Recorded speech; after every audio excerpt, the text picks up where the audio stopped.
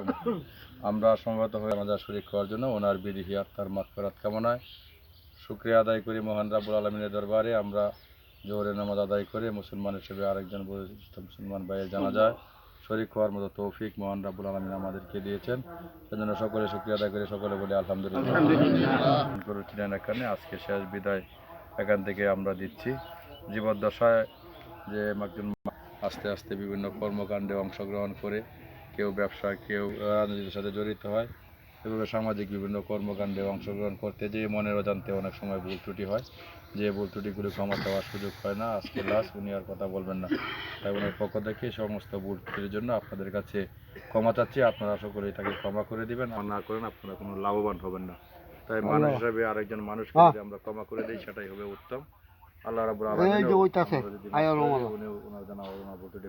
আর উনি আসলে বয়স খুব বেশি হয় নাই, ক্যান্সার রোগে আক্রান্ত ছিল। আমরা ওই গত পরশুদিন বলেছিল যে ক্যান্সারের রোগী, তো আজকে খবর দিল যে সে মারা গিয়েছে। তো অল্প বয়সে কিন্তু চলে গেল। আমরা সেখান থেকে শিক্ষা নেই, আমাদের যে কোনো সময় আমাদের ডাক আসতে পারে, আমরা যেন সকলে প্রস্তুতি নিয়ে রাখি।